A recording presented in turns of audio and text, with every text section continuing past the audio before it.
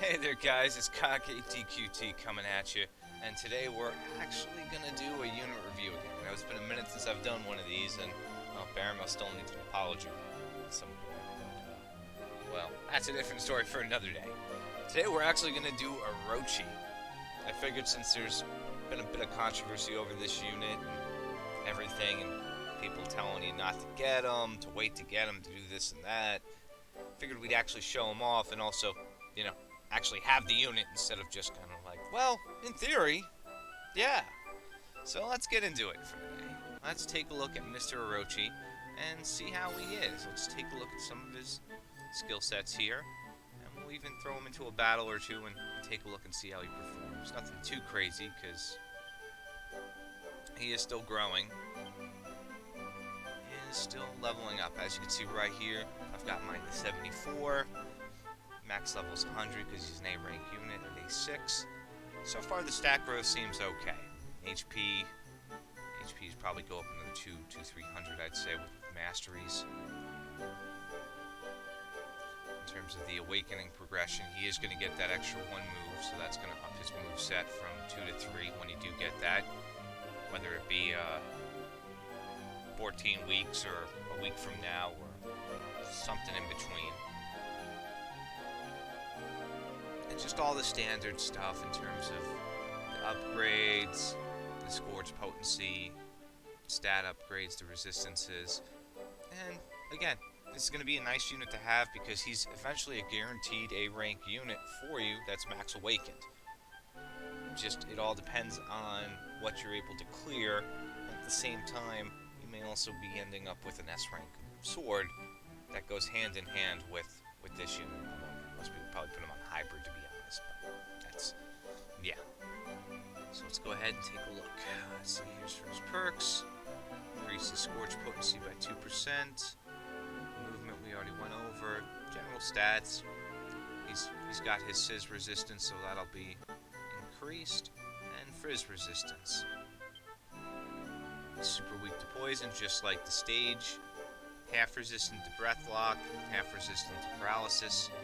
Immune to confuse, and nobody does charmed right now, so doesn't really have to worry about that. And then lastly, on the 110 ability, he gets an extra, or the 100 ability, he gets an extra 2% on the Scorch potency itself. Now for the abilities themselves, he's got Tail Hammer, ability to paralysis. I don't think that goes up if we actually level up his skill. I don't think it does. I think the damage just goes up. Yeah, just the damage goes up on that. 130%. You're probably not going to be using that. If anything, you're mostly going to be focusing on rolling attack and Scorch unless the enemy is easier to paralyze, in which case you'll put in for it. Let's just focus if we get this. Oh, cool, we got that to 4. Awesome. So let's go ahead and let's just drop him into the lower end event fights and see how he plays out. Let's do. Let's have him go against King's. And let's see, how do we want to help him out here? So we kind of used to build around him. Frizz breath type. We could definitely do let's sort by dragons.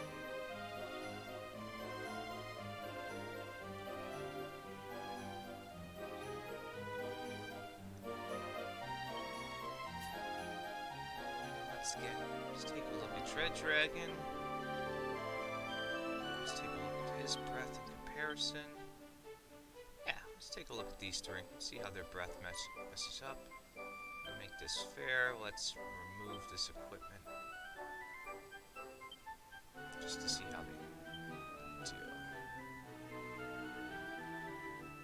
Okay. Alright, let's do this. Take a look. Now I know my Green Dragon's Inferno is definitely going to hit harder. I mean, he's max awakened, max leveled, and I think it's like +9. So, but let's get an idea of what the abilities look like.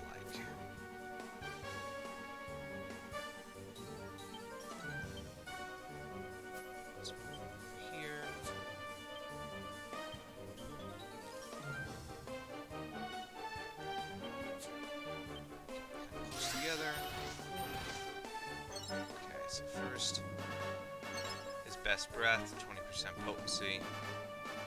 He's not going to be able to kill. That's fine. Oh, Infernal 4. Okay, he's got Infernal 4. That was 313. He's got Volcanic Breath. 218. His Scorch. Wait a second. His Scorch is what, +4? And 359. Oh. It's not bad at all. It's a pretty solid hit.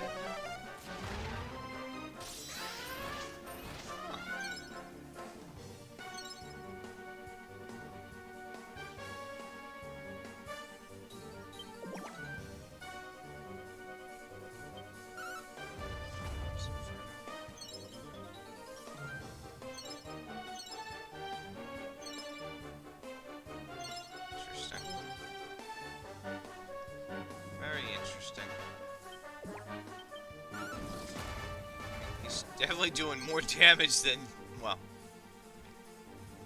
Yeah, it's not bad at all. Let's take a look at that afterwards.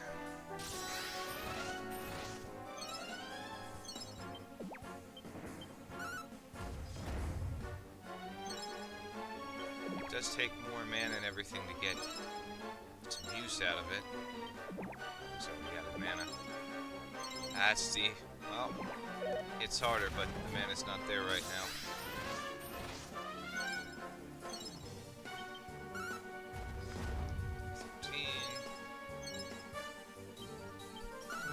Alright, so let's take a closer look and see how these two stack up in terms of Green Dragon's Breath with Orochi's Breath. Now, mind you, higher MP cost for it, so generally it should hit harder. But those skills were both the same. They were both the same plus. Did a decent amount more. I could definitely see him doing some real damage. Let's take a look here. Go there. Let's do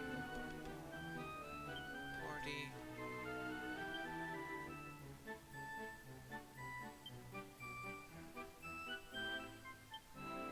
Inferno. 20% frizz. It's just he's got, yeah, Scorch is way better, but the mana cost for both of them is, yeah, if we plus it up to go down a bit. What's his mana pool gonna look like to make that even sustainable? His MP right now is 234, max level, max awaken. His MP is 137. So we'll get 26 more levels. He doesn't even have the awakenings yet, so I mean, in terms of power, his Scorch is gonna do fucking awesome. It's got the Frizz type potencies of 10%, so even if we were to say, well, maybe the dragon wasn't in range for it, he still does a little bit more for him. And he supplements. He's able to supplement a couple of the dragons, so that's not too bad. But then again, I think, yeah, he's just not a great unit, no matter how you slice it. I mean, Green Dragon's leadership ability still seems better in that regards, as opposed to just pure frizz.